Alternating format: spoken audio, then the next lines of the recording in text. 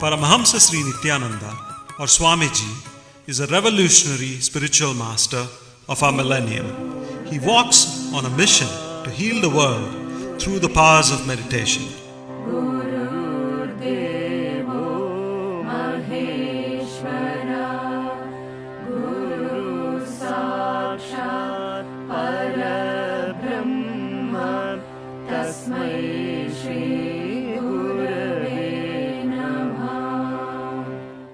Swamiji chose to be born as Rajashekaran in the sacred town of Tiruvannamalai in southern India. Mastering yoga and rigorous spiritual practices at a young age, Rajashekaran finally left home for the Himalayas in the quest of the ultimate truth. This quest led his feet to the holiest of pilgrimage spots and to great spiritual masters in India and Tibet. After years of wandering, study, and intense penance, the boy Rajashekaran experienced the ultimate flowering of consciousness on January 1st, 2000. Rajashekaran became Paramahamsa Sri Nithyananda. Guided by a divine vision, Swamiji set up Dhyanapitham, a worldwide movement for meditation in Bidadi near Bangalore in India. At the ashram, seekers aged between 8 and 80 live and learn in the Master's presence.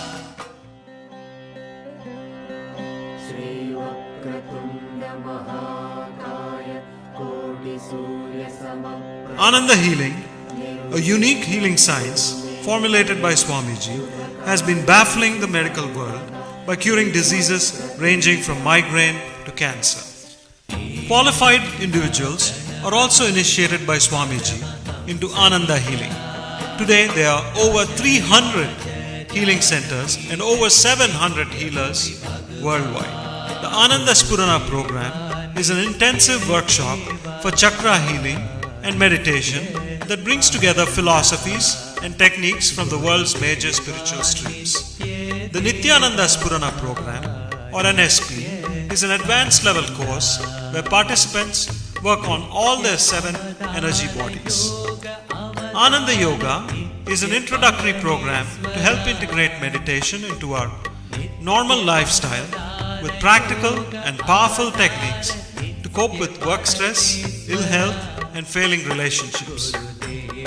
Swamiji also reaches out to people with dhyana satsangs or mass meditation camps that take meditation to the remotest towns and villages of India. Swamiji travels the world committed to spreading awareness about the role of individual transformation in shaping global communities.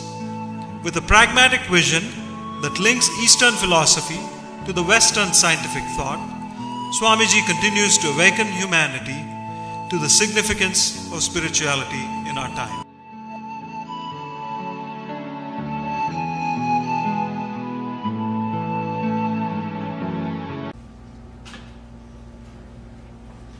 Brahmanandam Paramashivoham Kevalam Jnanamurtim Dvandvaditam Gaganasadrisam Tattvamasyaadilakshyam Ekam Nityam Vimalamachalam Sarvadi Sakshibhutam Bhavaditam Trigunarahitam Sadgurum Tam Namami.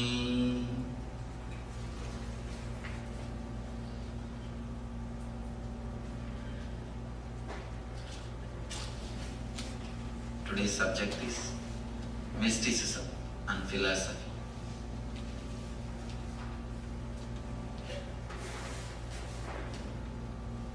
they are printed in a way, Eastern mysticism and Western philosophy. But I wanted to reduce the title, mysticism and philosophy. Because we have a general concept. Mysticism means it is only East. Philosophy means only it is West. It is not true. There are many enlightened persons, great mystics who are born in the West. There are many dull philosophers, dry intellectuals who are born in the East. So both has contributed for mysticism and the philosophy. So we will reduce the title to mysticism and philosophy.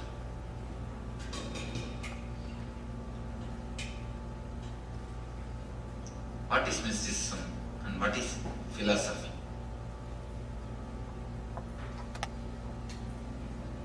Philosophy is intellectual, the knowledge, the informations, verbalizations of experiences, memories of the past, assumptions about the future. These are all philosophy. It is more based on logic, collecting the information, analyzing them, coming to conclusion.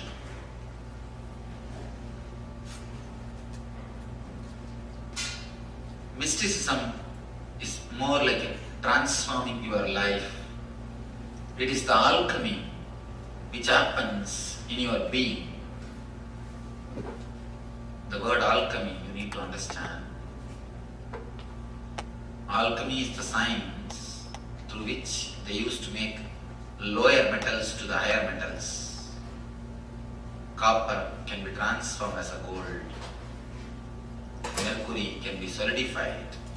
The lower level metals will be raised to the higher level metals.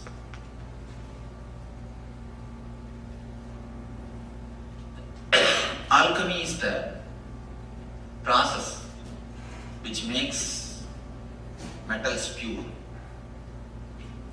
The transformation of the inner being, I call it as ultimate alchemy. Alchemy which happens inside your being. A man becoming God, devil becoming divine. The words becoming realization. This process I call it as alchemy. Mysticism is more to do with alchemy. If you have a problem, physically, mentally or spiritually, how philosophy deals it and how mysticism deals it. If we understand, then we will be able to have a clear view about philosophy and mysticism. The angle of philosophy, the angle of mysticism. Enlightened people always called their philosophy as darshanas. Darshana means you need to understand, darshana does not mean philosophy. Darshana means whatever is seen. Whatever is seen, they are recorded. Those things are always called philosia. New word. Philosia, not philosophy. Philosophy is born out of mind. Philosia, mysticism, is born out of no mind. Philosophy is born out of matter. Mind is nothing but a matter. Mind is nothing but a biocomputer. Philosophy is born out of biocomputer. Mysticism is born out of bioenergy. Mysticism is the outcome of enlightenment. Philosophy is the outcome of intellect. Philosophy comes from intellect. Mysticism comes from intuition. Philosophy has got only 120 degree vision. Mysticism sees in 360 degree. That is why the mystics are always represented. The statues or the photographs of mystics is represented always with the third eye. Buddha, Krishna, Shiva, all the mystics, we can see there will be diagram. The third eye will be there. Third eye means the vision of 360 degree. All the sides they will be able to see beyond these two eyes. With intellect, you can touch only the level of head. Intellect is like a communication. Philosophy is a communication between teacher and a disciple, teacher and a student. Mysticism is a communion between master and disciple. Philosophy is the communication between teacher and student. Mysticism is a communion between master and disciple. To learn philosophy, just your head is more than enough. If you are a little bit attentive, that is more than enough. Nothing else is necessary. If your logic is sharp, you can learn philosophy. But to learn mysticism, it is not even learning, it is picking up. To have the mystical experience, you need to put your whole being. Whole being is necessary. Just an intellectual understanding is not enough. If you are in conflict, if you are in confusion, be very clear, still you are intellectual or philosophical, not mystical. The danger is people think themselves as mystics or they are in mysticism, but they are in intellectual or philosophical level. As long as you have confusion, as long as you are in conflict, be very sure you are only philosophical. Once I spoke on the different meditation techniques for intellectual people and emotional people. Somebody asked me, Swamiji, how can I find out whether I am intellectual or emotional? I told him, the very question shows you are intellectual, don't worry. The very doubt shows you are intellectual, because only intellectual people get the doubts. Emotional people will never have any doubt. They are very clear from the first day one. So you can be sure, if you have the doubt whether I am mystical or intellectual, be sure you are intellectual. Any conflict, because philosophy is the outcome of conflict. Mysticism is outcome of love. Philosophy cuts and analyzes. Mysticism unites and heals. That is why mysticism is always represented by the word yoga. Yoga means union. Yoga means union. Again and again unites and heals. Of course, philosophy has got its own use, utility. That is why we let the philosophy be alive. In the outer world, philosophy is the language. Doubt is the language. Logic is the language which can win, which can bring you bread and butter. But unfortunately, man cannot live only with bread and butter. If man can live only with bread and butter, we don't need mysticism. Philosophy is more than enough. Unfortunately, man cannot live only with bread and butter. We need something more than philosophy. If philosophy can satisfy, libraries are more than enough. There is no need for anything more. No need for churches, temples, mosques, or the monasteries. If philosophy is sufficient, libraries are more than enough.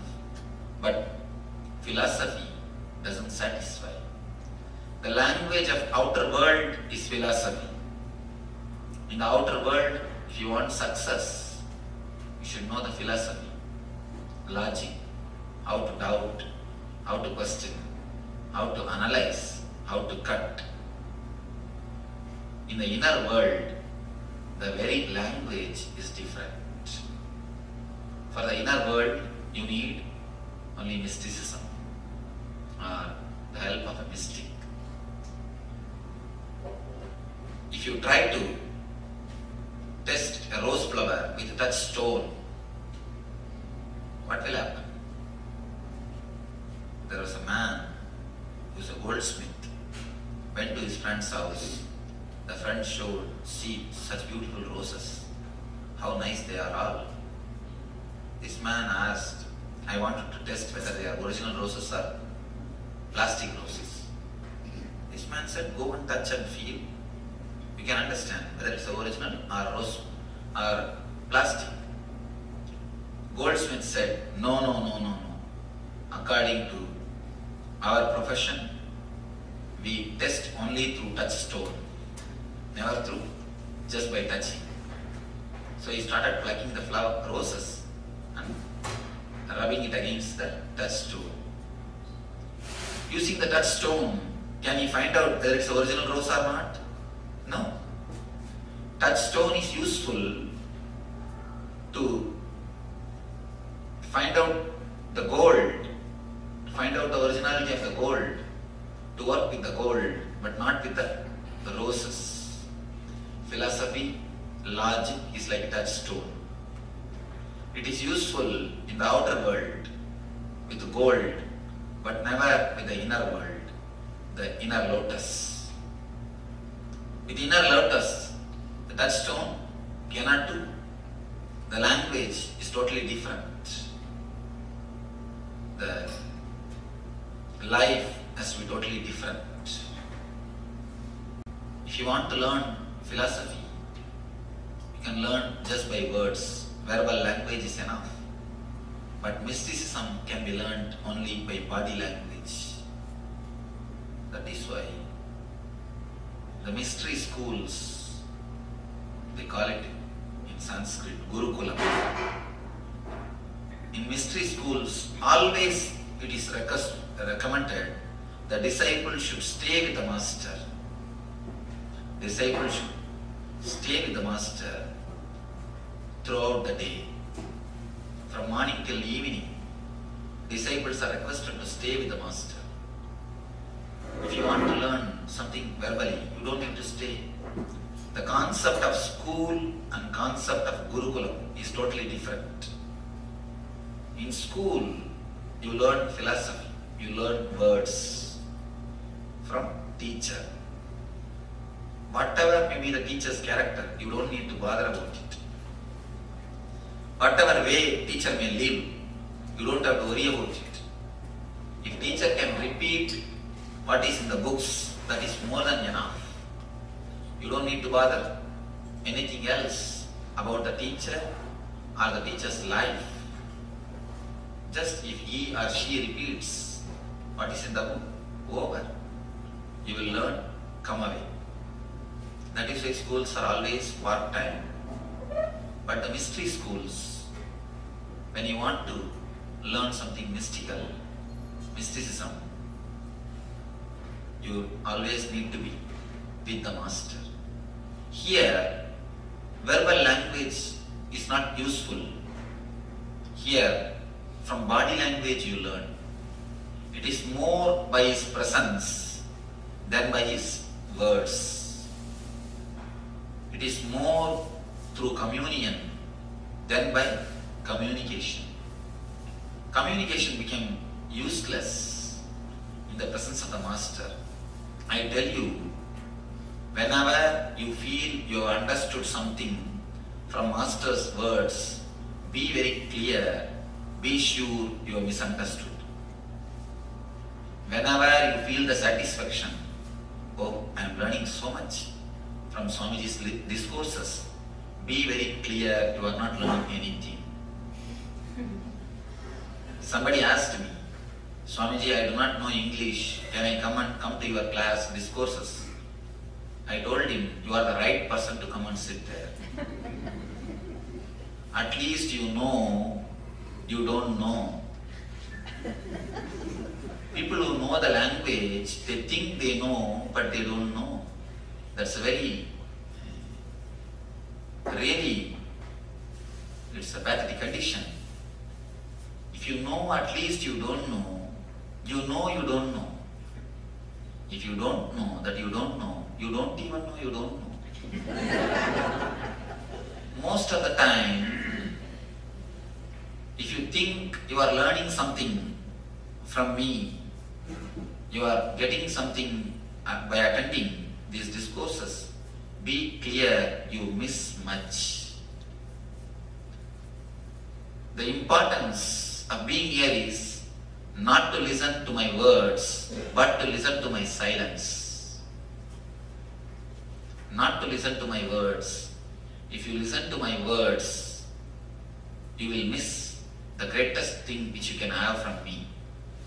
If you have the communication, you will miss the communion.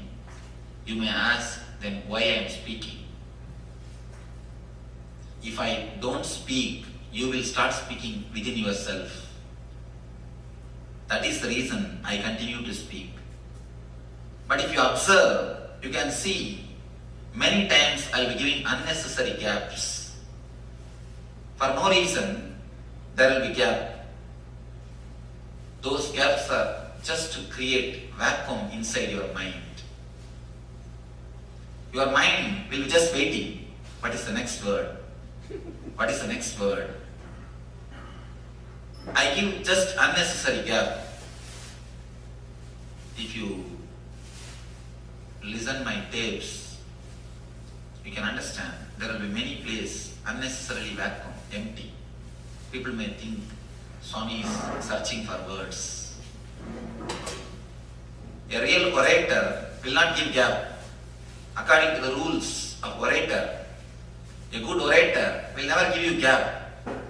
But I am not here to orate something or teach you something. I am here to give you something. Teaching is different. Giving is something. Giving is different. If you know how to be aware of the gaps, silence, you will have my presence. I am here, or you are here only to have the presence, not to have communication. If I don't speak, your mind will start speaking to yourself. That is the only reason I speak. So that if I speak, at least your mind will relax. You will stop speaking. If you really stop speaking and start listening, you will start, not only you will start listening, you will see something more will be happening in you. It is the presence of the Master that is important. If you think you are learning, you are missing. If you understand, there is nothing to be learned, there is nothing to be known. If you attend 2-3 satsangs, then you will understand, I am speaking the same thing. I am telling the same thing in different words. Just I am changing the words. Just I am changing the cloth, overcoat, not even cloth, overcoat. Today one color coat, tomorrow different color coat, day after tomorrow different color coat. But the main message is the same. Of course, main message can never change. The same thing I am speaking. Why I am speaking every day? So that I can make you silent. My speaking is more or less like a technique. It is not philosophy. It is not talking. It is not teaching. Actually, I don't want to teach you anything. If we can do something to forget whatever you have learned, that is the best thing. Because in the process of learning, we have lost much. If you understand this one thing, it will be nice. Till the age of 7, children think by visualization, not by verbalization. You need to understand that visualization and verbalization. Till the age of 7, when you say something, children immediately see the scenes. They just visualize and then they process. But once you put them into the school, the visualization is reduced to verbalization. Visualization is just killed, destroyed to verbalization. The intuition is reduced to intellect. There was a great mathematician from India. If you have heard of his name, I don't know, Ramanujam. A great mathematician. In his time, nobody else could even come near him.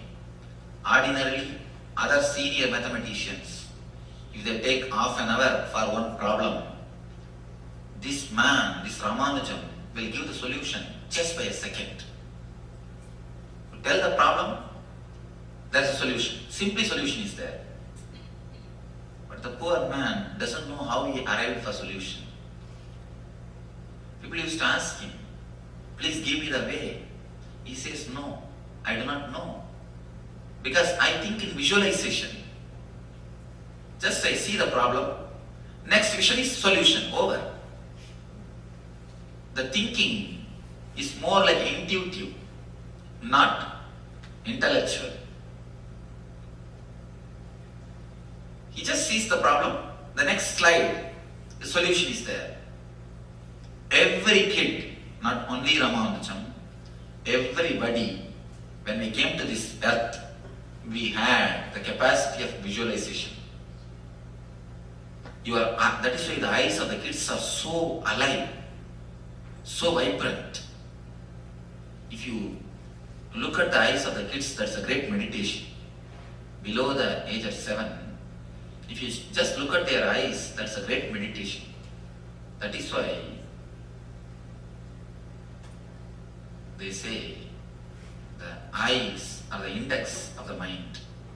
Not only index of the mind, index of the being.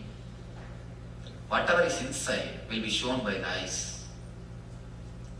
We never look into each other's eyes. Why? Even if somebody looks into your eyes, after a few seconds you just turn away. Because you are afraid he may find out what is inside. In the mouth you show a big smile, but inside you think, let me take care of you later on. Not now. Especially when somebody dies, when you go there to inquire, you can always see people have got a line of violence or vengeance inside. In their mouth they will be telling, oh, he has gone, it is too bad, I feel sorry for you. Inside, oh, he has gone, good, let him go. I was thinking how much he was troubling us. It is good that he has gone. You think one thing, you can speak one thing. In words, we can cheat. In words, we can play. We can think one thing, we can say another thing. But in eyes, you cannot play. In visualization, you cannot play. You cannot play in visualization. Your eyes will show who you are. Your eyes will clearly express what you think. That is why we never let anybody to see our eyes. If somebody looks into your eye deeply, you just turn your eyes. You can find out whether that guy speaks truth or not by looking at his eyes. If he is courageous, then he will again look at he will just gaze your eyes. If he doesn't have enough of courage, you can always see, he will turn his eyes. With kids, they just visualize, they don't verbalize. But when you put them in the school,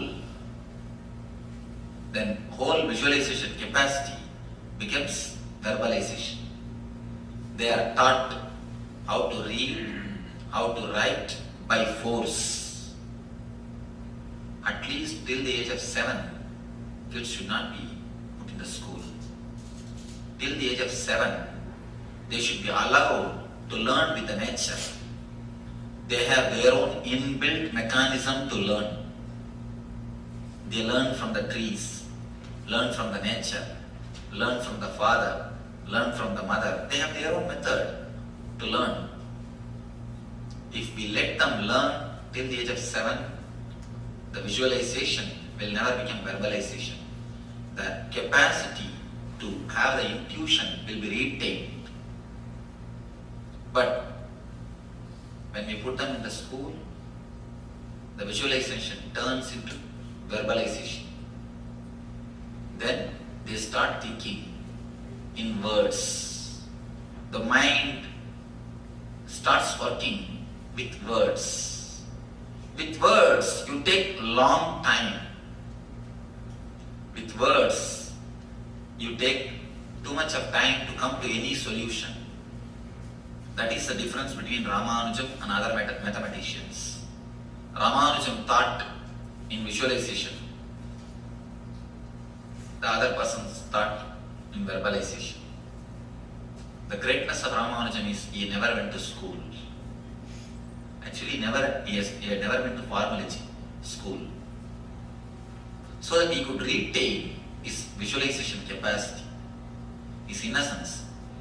When that visualization becomes verbalization, you can understand, instead of eyes being vibrant, tongue will become vibrant. Then visualization is turned to verbalization. It is almost like a psychological castration. I'm using a strong word, but it is truth. Psychologically, the man is castrated. The being is castrated.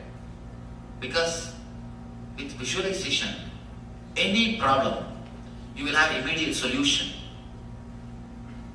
With verbalization, you have to go through a long process to come to a conclusion.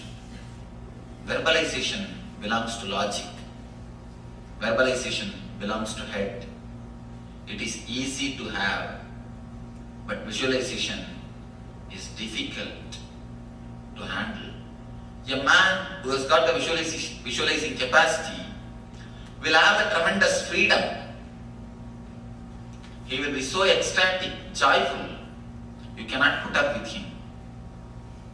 That is why, from the time immemorial, all the enlightened masters are poisoned, crucified, the stones are thrown, they were thrown out of the country.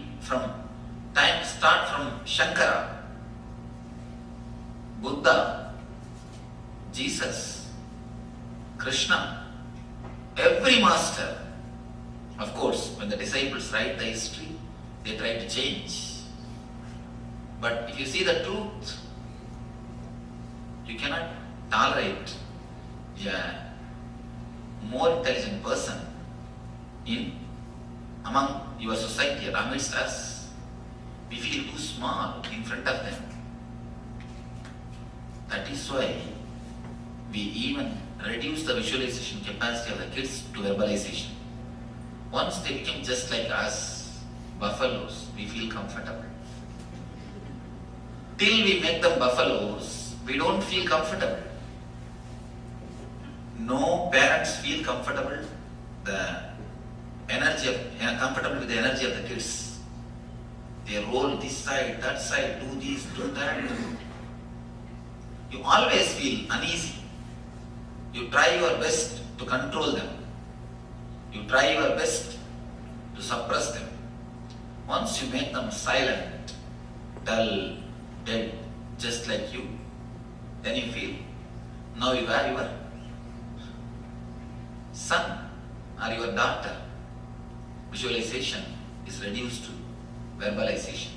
Philosophy is always oriented on verbalization. Mysticism is always oriented on visualization. That is why for meditation you need visualization.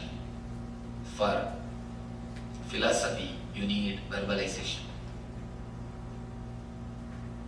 How philosophy deals your 3 layers of problems. How mysticism deals your 3 layers of problems. Physical illness.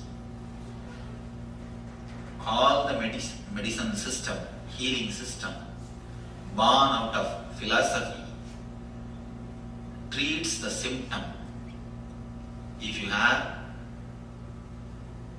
problem in the lungs, only the lungs are attended. Only that portion is attended by some chemical or by some operation or by some injection. That portion is attended. But we forget to understand, by giving medicine only to that portion. If you have headache, you are given medicine. What happens? Headache becomes stomach pain. Then immediately some more medicine, that becomes knee pain. Then give some more medicine, that becomes psychological depression. When you attend only the symptom or partly, because according to logic, if you attend that portion, it is more than enough. According to philosophy, if you attend that portion, that's more than enough. Because philosophy continuously cuts into pieces and analyzes. So all the system born out of intellect and philosophy touches only the symptom or that portion. We forget body and mind is one system. The healing system, which are given birth by philosophy, by intellect, says body is a biomechanism.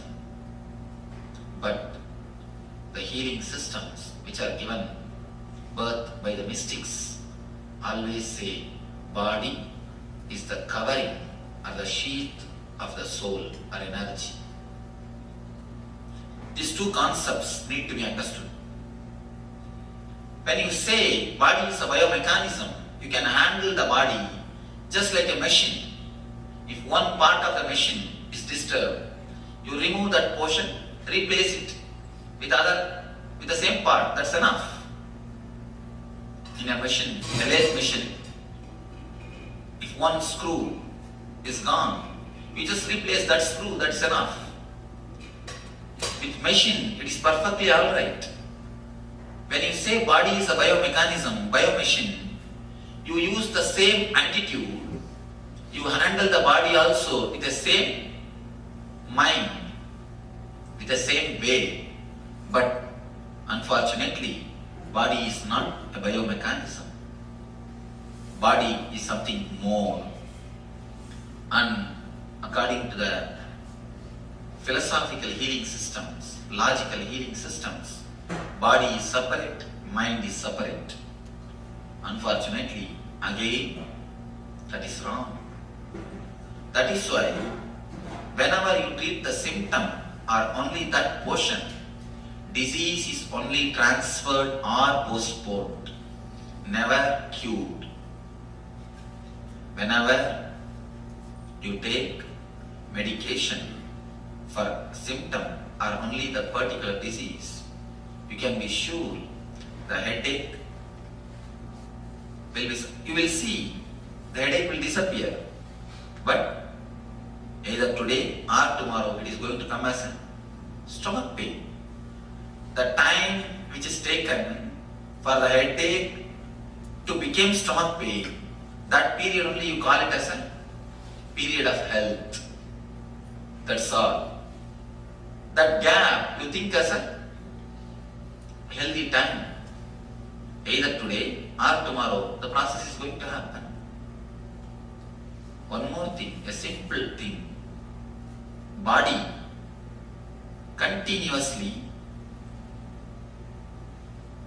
is circulated or flooded with the same energy.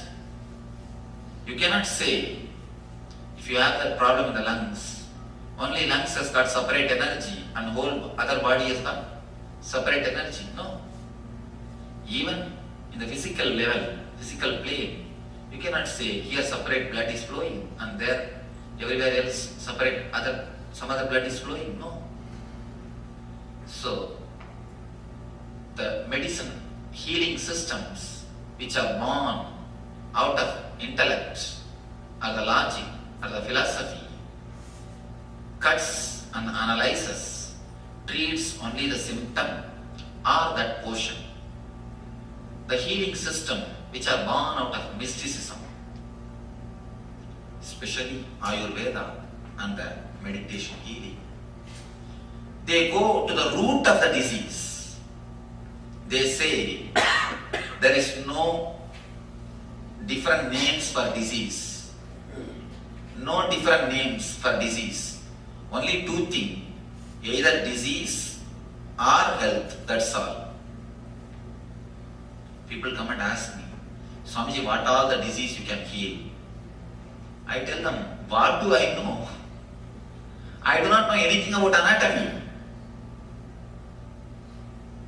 I can heal the disease which you can name and diseases which you can't name. That's all, that much only I can say. Because according to me, according to the meditation healing, only two things. Low energy, high energy. Disease, health, that's all. The root is only one thing, either low energy or high energy. We do not look at the man. The mystics do not look at the man as the biomechanism. They look at him as something more than biomechanism. It is the root which needs to be healed. It is the being which needs to be healed, not the part or the symptom. If you try to cut the trees to destroy if you try to cut the branches and leaves to destroy a tree, can you successful? If you try to cut only the leaves and the branches to kill a tree, you can never be successful. Now they say if you prune a tree, it grows much better way, in a much more quick way. So by treating the symptom, by treating the outer layer, you will not be touching the disease. In the language of the mystics, they touch the root. Go to the very root of the disease. Go from where disease starts, where your being and mind is not ease with each other. The root of the disease is the uneasiness between your mind and your being. The uneasiness only creates diseaseness in you. The diseaseness only becomes disease. The healing system which are given birth by the mystics looks at the being as a whole. Whenever you are whole, you are holy. Understand this thing. Whenever you are whole, you are holy.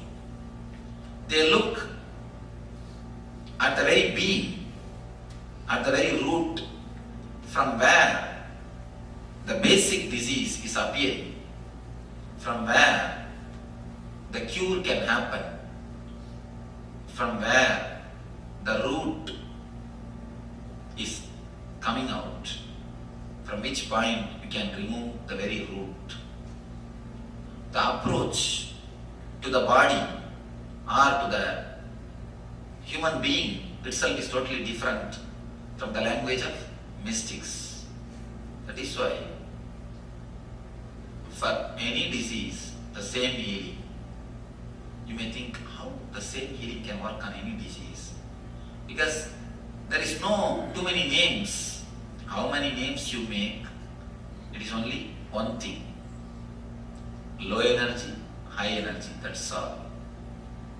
When the energy is attended, many people come to me for healing. They would have come to get healed some problem in the heart. But after 2-3 days they come and report to me, Swamiji, my stomach pain has disappeared. I had a tumor in the hip that has disappeared. How it is? I didn't tell you about that. I always tell them, never think disease are separate. You have 2-3 disease. Never think you have 2-3 disease. Disease means it is only one. It is only one. Low energy, that's all. The whole thing can be classified under one category, under one thing. So when you touch the root, you heal the disease. Whenever you touch the symptom or the part, you only transfer or postpone the disease. When you touch the root, only then you heal it, you cure it. So the mystics' approach towards the body has given birth to the Ayurveda and meditation healing.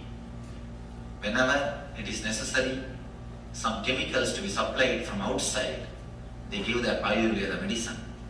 Whenever it is necessary, some negativity to be removed from inside, they give the meditation. So the meditation and the medication both are the root of holistic idea or holiness, wholeness. The mystics look at the mind, look at the man in a different way. Philosophers look at the body, look at the mind in a different way. Next, in a mental level, the level of education or information, how the mind is looked by the philosophers. According to philosophy, you are a matured man if you know the informations. According to philosophy, you are a man who has got your own position or a social status if you know the facts and figures. You don't need to do anything more. Just a fact is more than enough. Just figures are more than enough.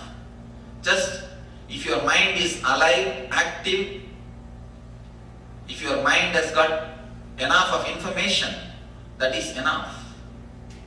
That is why all the schools, all the universities, all the mental education centers, mental training centers created by philosophers, created by logicians, helps you to improve your concentration. They speak only on concentration. They speak only on collecting information. They speak only on processing the information. Collecting and processing the information, nothing else. If you know that, that is more than enough. That is why all the schools, universities, they train only on the facts and informations. They make your head too big. Your whole energy is just sucked by the head. And you should know a fact. Just a few months ago I read in a poll survey. In every university, when a person leaves the university with a gold medal, especially gold medalist, every university, at least some 50 to 60 people leave the university every year with a gold medal. Every department will be having a gold medalist. They took a survey. After 10 years, how the gold medalists are living. What is their life? They say more than 70% of the gold medalists live in a poverty land, in a poverty way, and broken relationship. Their lives are just hell. It's not small number, more than 70%. It is true. What I am giving you is a fact from a poll survey. I read in a magazine. More than 70% either they live under the poverty line, below poverty line, and not only that, broken relationship. The life has become just hell. Why? Too much of energy when it is sucked by the head, you do not know how to forget your head. That's the problem. No, really. You can never live with a philosopher. You can never marry and have a good life with a lecturer or a professor. I tell you, especially philosophy professors. Because even in the house they will be like a teacher. They will be like a professor. See, a doctor, when he comes back to the house, he knows how to remove the stethoscope and keep. How to remove his overcoat and keep. Even a lawyer can keep some of his coat outside. But what will happen to professor? What can he do? He has to keep only his mouth shut, which is impossible. Almost impossible. It is very difficult to live with philosophers. It is really. If you have experience, you can understand. It's very difficult to live with philosophers. Because their way of thinking itself is totally different. They have gone so much away from the reality. They are actually in their own world. They live actually in their own world. That is why almost all the philosophy you can see, they will have a frustrated death. Last phase of their life will be filled with frustration. Because philosophy is like a running into the future. They do not know how to live in the reality. One philosopher, and one more thing, philosophers are the people who will never have pet animals. You can see these are all few things. Philosophers can never put up with pet animals. Because they want everything perfect. They will have no much time to play with pet animals. And you can see them. The philosophers cannot spend much time with kids. Because they need too much of perfection. The idea of perfection is nothing but idea of madness. You can see with philosophers, a continuous idea of perfection will be there. For everything, they want the perfection. They know how to cut things. There are too many symptoms. There are many symptoms to find out whether you are a philosopher or not. Philosophers can never laugh. Even if they laugh, at the most they can smile. At the most, not much. At the most they can smile. Because laughing means you need to forget your head. Actually, laughing means you need to forget your head. You need to forget you know too much.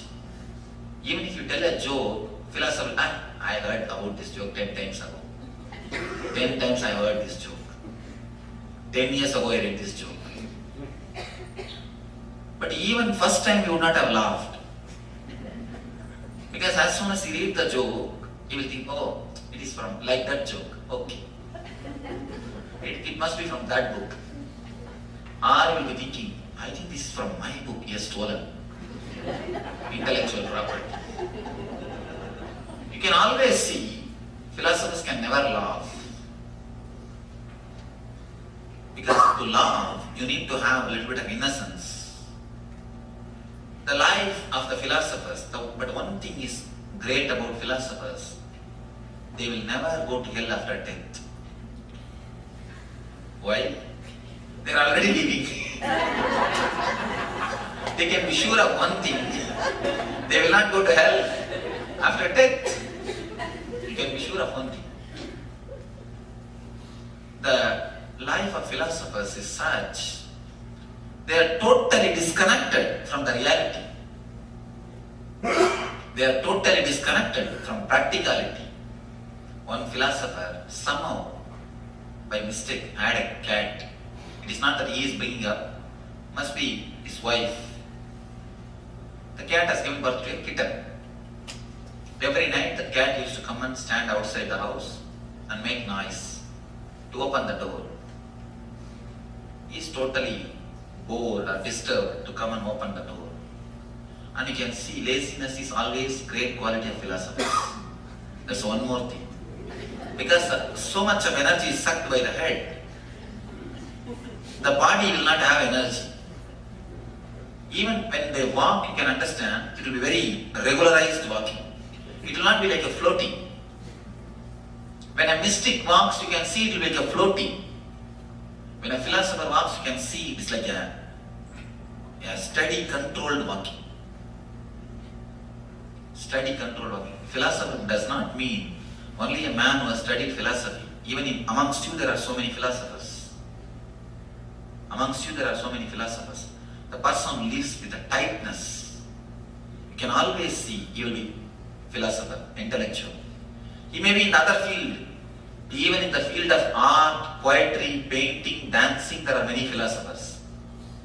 Somehow they enter into this field. They enter into this field. It is not that just because you are a doctor, you are not a philosopher. Just because you are a lawyer, you are not a philosopher. When I say word philosopher, I mean persons who are oriented too much on the head. Too much on the head. Too much of idea of perfectionism. Too much of conditioning. Too much of ego. When a mystic walks, you can see it will be like a flower flowing. It will be more like a floating.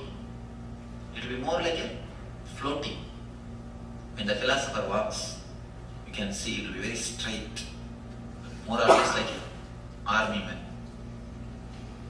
So this man, someone wants to get rid of this cat. So he called a plumber and told him, make 2 holes, one for a cat, one more for kitten. Wife said, why? 1 hole is more than enough. In that itself, cat and kitten both will come. Philosopher said, keep quiet. What logic you know? You do not know anything about logic. I am a philosopher. When I say do it, yes, philosophers knows the logic. For cat, one is necessary. For kitten, one more is necessary. But only practical people knows, plumber knows practicality. One is more than enough. The person who is head-oriented will be so much away from the reality. That is why the gold medalists, all the university gold medalists, after 10 years, 70% of them live in poverty, broken relationship. Broken relationship. To relate, you need your being, not only head. I have seen many people coming and talking to me. Swamiji, my husband is such a great philosopher. It is so difficult to relate with him. And male come and complain to me. My wife is such a person of perfectionism. It is very difficult to live with. Whenever someone is philosopher, you can be sure the house which is supposed to be a Dharma Kshetra will become Guru Kshetra. Dharma Kshetra will become Guru Kshetra. Because the philosophy makes you move from the reality. With philosophy, your energy is just sucked by the head. Only head, nothing but head. Just head, head, head. Nothing else but head. With mystics, the training of the mystics, the mystical education centers, ashrams. Ashrams are the mystical education centers. The philosophical education centers are schools and universities. Education centers for mysticism and mystery is ashrams. Ashrams are the mystics. They always train a man not to make his logic or the head too big. They always teach him how to switch off and on the mind. Here, in philosophy, how to collect more and more information is taught. With mystics, how to switch off and switch on, how to use your mind is taught. Here, how to expand your mind is taught. With mystics, how to use your mind is taught. That is why in philosophy, nothing more than mind exists. The ultimate thing according to philosophy is mind, that's all. But according to mystics, ultimate thing is something beyond mind. They call it spirit or the self. They say there is something more than mind exists. Mind is nothing but one more component of your being. Just like you can handle the body, you will be able to handle the mind also. Mystics always teach how to handle the mind. Philosophers always teach how to expand the mind. Expansion of the mind needs concentration. Handling the mind needs meditation. That is why in all the philosophical education centers, the concentration is given importance. Mystical education centers, the mystical training centers, meditation is given importance. Here, awareness, there, concentration. Philosophy gives importance to concentration. Mystics give importance to meditation.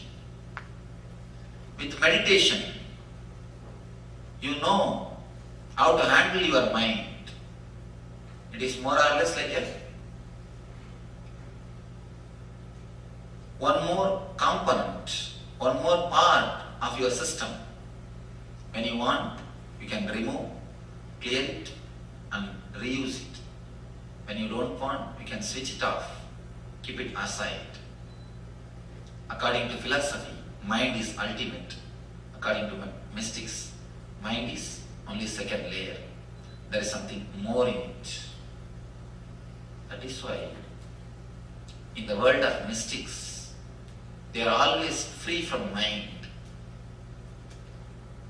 Wherever the mystical education centers prevail, you can see depression has never attacked those parts of the world. In America, only in 2003, last year alone, 103 million depression medication prescriptions are issued. Only in 2003, I thought 103 million is too much. But one of our devotee who is in San Diego, he is a person who is doing research on this. He gave me the clear research survey. 103 million depression medication prescriptions are issued only in America. Why? Because according to philosophy, mind is everything. You do not know, we do not learn how to handle the mind. We learn only how to expand the mind. It's like a purchasing car without knowing how to use the brake. You got a new big car, got into the car, started driving in a freeway. Finally, you have come to your house, but you do not know how to stop the car. What will happen?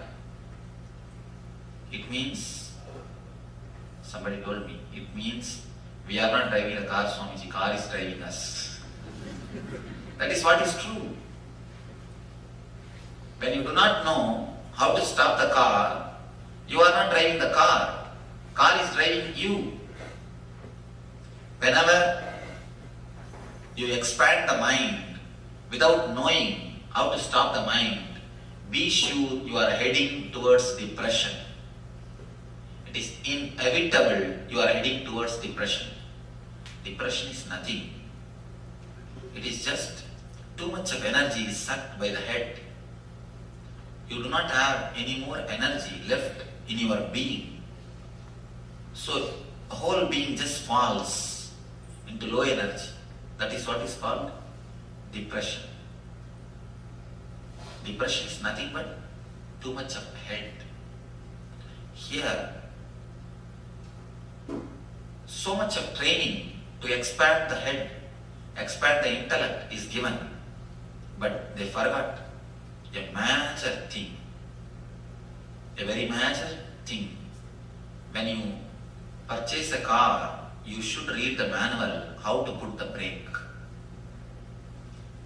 Philosophers gave importance to expand the mind.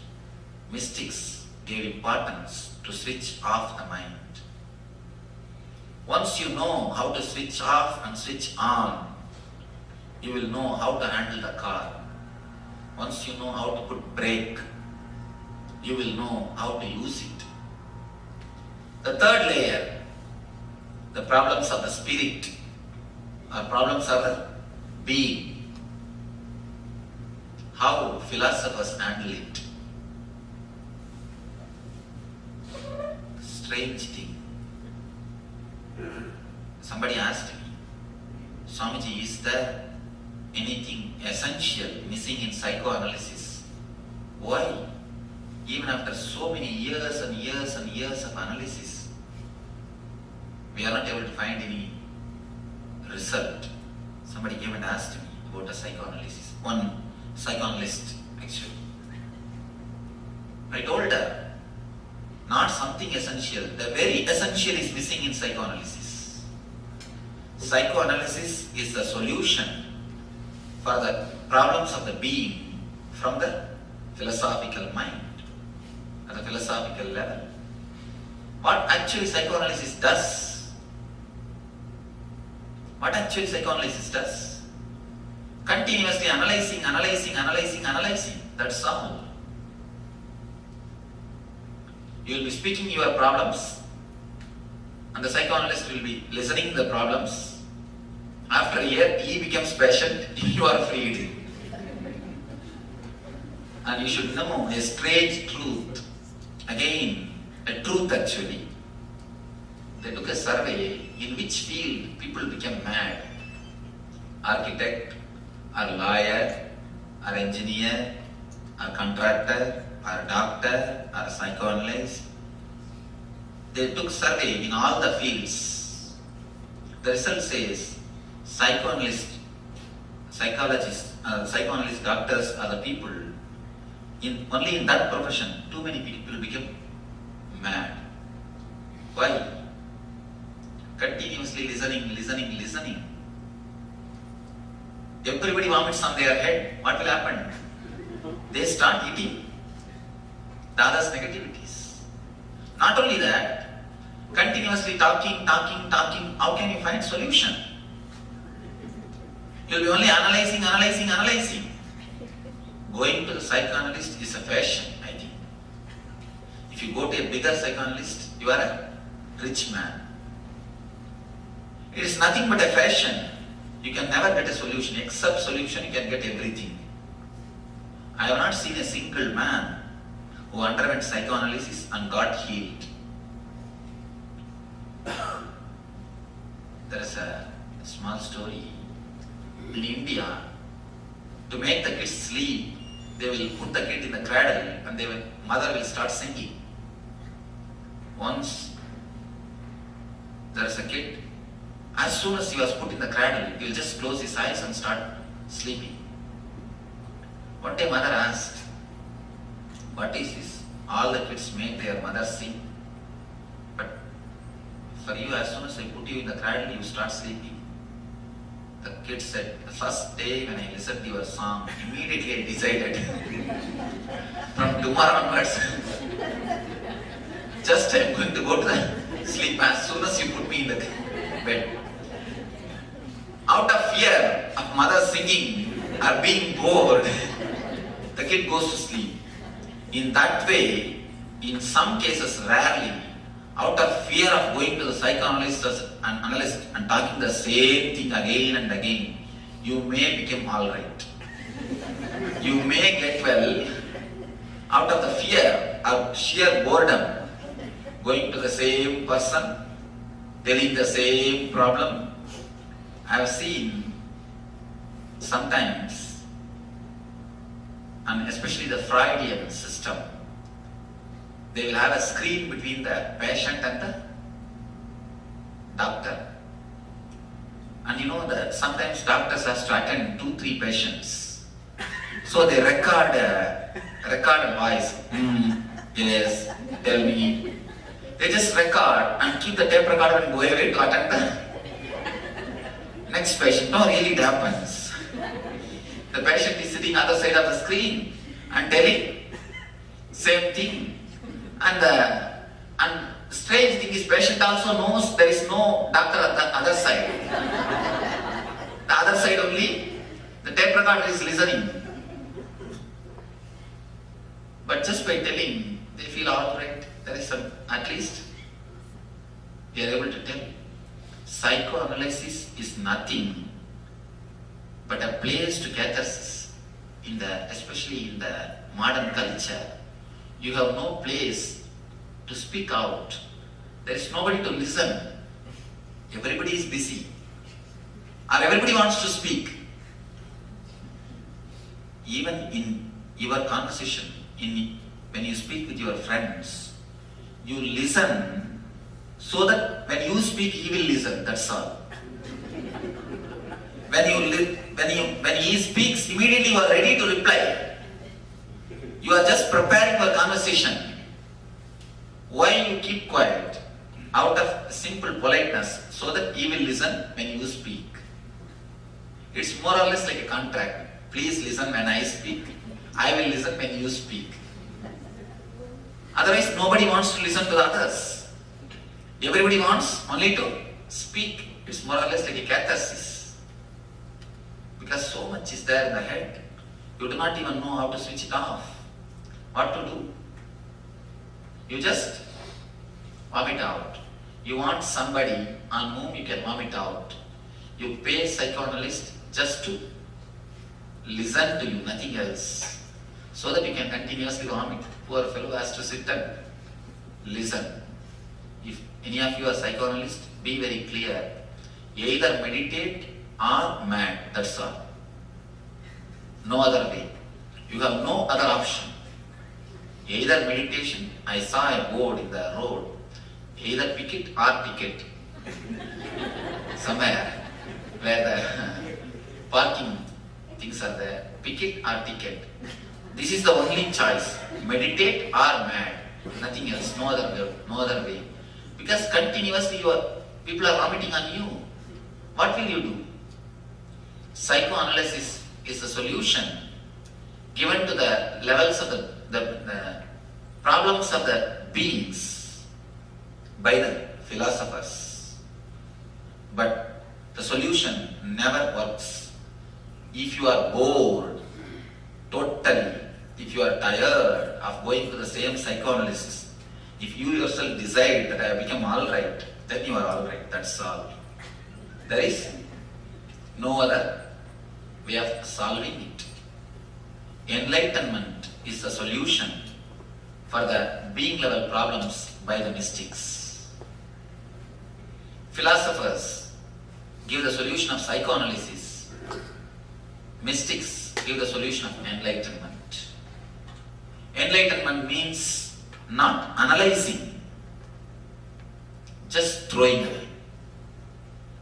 Analyzing your dustbin, is it going to help you? Analyzing your dustbin, is it going to clear you? Analyzing your dustbin is not going to make. to solve the issues. If you want to clean your house, if you put everything from the dustbin, start analyzing it. Is it going to clear your house? Is your house is going to become clean? No. Only by throwing the things totally away, merging into the ananda, ecstasy, the problems are going to be solved. The three things. For a physical problem, they make the energy to come from inside. For mental problem, they teach you how to switch it off. For the being level problem, they put you in the ecstasy or the bliss. The solution from the mystics is total. Solutions from philosophers is intellectual. But for the logical mind, if you look superficially, the healing system born out of logical things feels like good. The education system born out of logical mind feels like good. The solution for the being level problems, psychoanalysis, feels very good because they are the established systems. Mediocre things always flourish because mass is always mediocre. The mystical things are never for mass, it is only for very few intelligent people. For mystical things, you need to have little patience. You need to go through it. You need to allow the process to happen. You cannot just jump. But mind is monkey. Mind is totally restless. It wants instant. A small story. 3 monkeys. They got 1 mango. All the 3 wants to share the mango. How can 1 mango be shared by 3 monkeys? They went to a master for solution. Master said, all right, all the 3 of you, plant this mango. Once the mango tree comes, you will have lot of mangoes. You can satisfy your whole life by eating the mangoes. These 3 monkeys thought, all right. They planted. 1 monkey took the responsibility of pouring water. The other monkey putting the manure. 3rd monkey, security. 6 months, they did their job religiously. But unfortunately, the seed has never sprouted. The tree has never happened. They went to the master to complain. What did you teach? What has happened? We have lost even that 1 mango. Why did you give such an idea for us? The master called all the 3 of them, started inquiry. What has happened? First monkey said, every day religiously I poured water morning 6 o'clock. I stopped even going for a morning walk, but I poured water religiously. Second monkey, every day evening 4 o'clock I put the manure. I stopped even going to the gym. Doing this religiously I did. I do not know what has happened. Third monkey, 24 hours I was standing there as a security. I never even went for my dating. I was there as a security. Not only I was standing there as a security, every day at least once I digged out and saw whether it is sprouted or not. You need to give little space for the mango to sprout. Not only water or the manure, a little bit of space for the mango to sprout.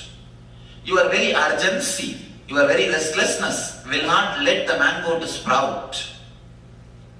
With mystics, you need to give little bit of space, little bit of time to let the meditation work in you, to let their presence working. If you want the plastic rose, it will be available ready-made. But if you want the original rose, you need to wait for a few days so that it can flower.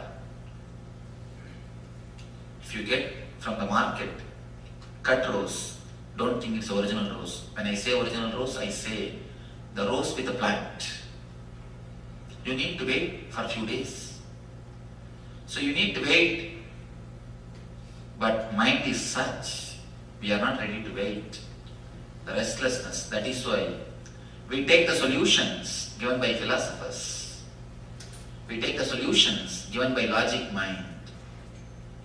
When you take the solutions of the logic mind, the philosophy, you solve it only superficially. When you take the solutions given by the mystics, not only you solve it, you dissolve it. Your very personality transforms. Your very being undergoes a new alchemy. Man becomes divine. Man just reaches the ultimate flowering. Just you became enlightened. Your consciousness takes a new dimension. You reach a different space. With philosophy, you will be solving your problems every day.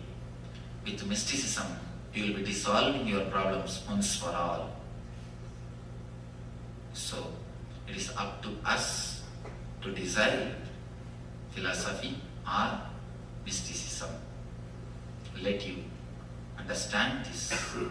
Let this understanding lead you to be became one with the eternal bliss. Let your being be in one with the eternal bliss. Nithyananda. Thank you.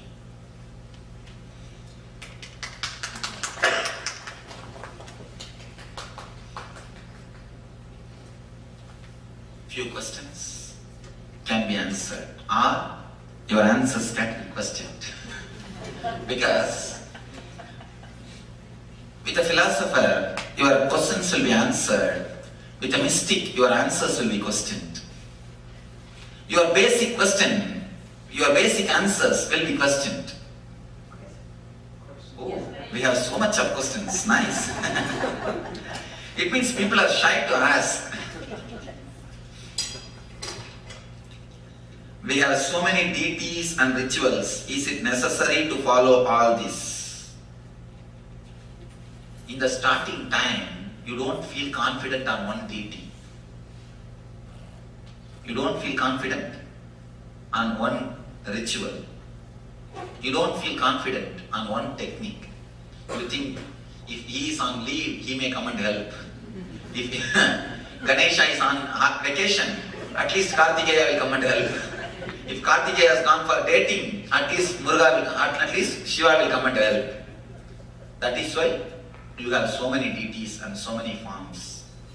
I tell you, if you trust one form, one technique is more than enough. One form and one technique is more than enough. But you need a little bit of maturity to understand one form and one technique. So, if you really want to grow spiritually, if you really want to have the fruit, I tell you, one form and one technique is the right method. If you want to dig a well, 10 feet, 10 feet, 10 feet in 10 places, if you dig a well, will you get water? In one place, if you dig 20 feet, you will see water. So, it is always good to hold on to one form, to hold on to one technique. Understand that same form only is all the form. It is not that by holding on one form you do disrespect the other forms. Somebody asked me, Swamiji, can I keep your photograph with all the gurus? I tell them there is no need. Your guru is more than enough. That form is more than enough. If just because you have seen me today, it is not necessary you should worship my form. You should bring my form into your picture, your life. There is no need. The very form which you are worshipping already is more than enough. The very form on which you are meditating already is more than enough. Just have clarity in your mind. Don't have conflict in your mind. Same energy is helping us through so many forms. Any one form, if you worship even a stone with a trust, it will become God. If you read the life of Ramakrishna, he says he used to keep a small thread near the nose of the Kali statue. He was worshipping a Kali statue. He used to keep a small thread near the nose of the Kali to feel whether she is alive or not. He says that thread used to move. She used to breathe. She used to breathe. With trust, even the stone becomes God. Somebody was coming and telling me, Swamiji, when I used to meditate on the Venkatachalapathi's farm, Balaji's farm, I used to feel a light, white light. But I am frightened. I stopped doing it. Actually, it is a great experience. The God shows you is an energy. He is not only in one form. So any one form which you are worshipping or towards which your heart is pulled, that one form is more than enough. That one thing is more than enough. Just worship it with more love and more dedication. You will see you grow spiritually. That one form, one technique is more than enough. There is no need to have a conflict, or there is no need to have so many forms, so many deities, so many rituals. One is more than enough. Thank you. Are people close to you physically more blessed and more loved by you? Can we feel close to you being physically away? A beautiful question. I tell you, mark my words. This is a statement I have put in my ashram. Whenever you come and serve me in my room, whenever you take care of me physically, you are near me. Whenever you clean the bathroom of the ashram, whenever you do the ashram work, my mission, I am near you. What you want, you decide. When you serve me physically, you are near me. When you take care of my mission, or when you meditate, when you do your spiritual practices, I am near you. What you want, you can decide.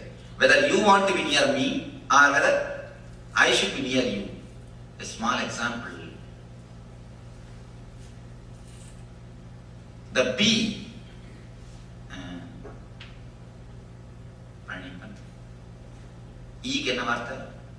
Fly. The fly will go and sit. And the maatu madi can solli. No.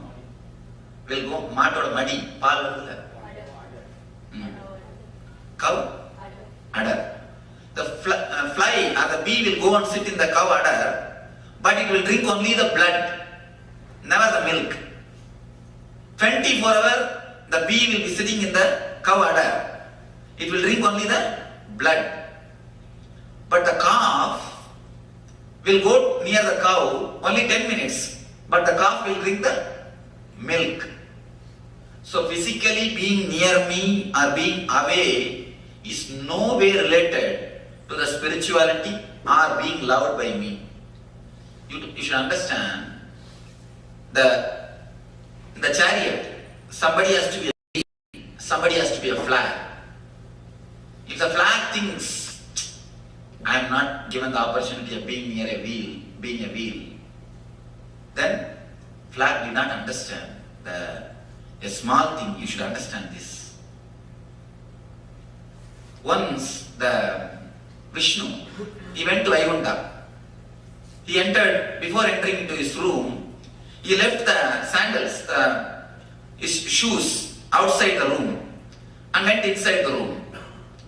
Then the conch and the Sangha and Chakra, you can see, the conch and the disc, both of them laughed at the Padri and the sandals, telling, hey, how much you serve the Lord, how much you put your energy to hold the Lord's feet.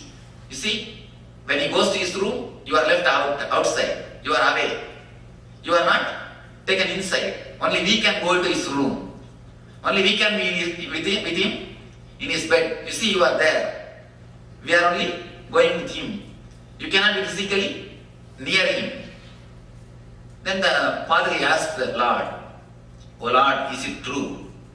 Then Vishnu says, by touching the Paduka, people can become enlightened, but never touching the Shankar Chakra. Not only that, Vishnu says, oh, this conch and the discus told like that. First thing, they did not understand the importance. And next thing, they did not understand the truth. So just for this sake, let them take birth as a Bharata and Chatrugna and worship you for 14 years. He cursed them. Shanga and Chakra only took birth as a Bharata and Chatrugna.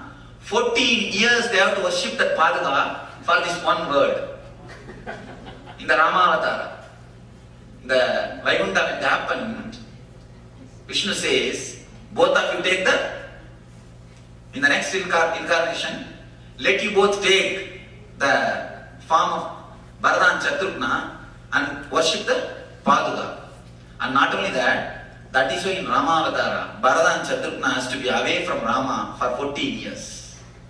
Only Lakshmana was with him. So never the physical nearness means I accept. You see, understand one more thing. I have only one body. How many can serve me?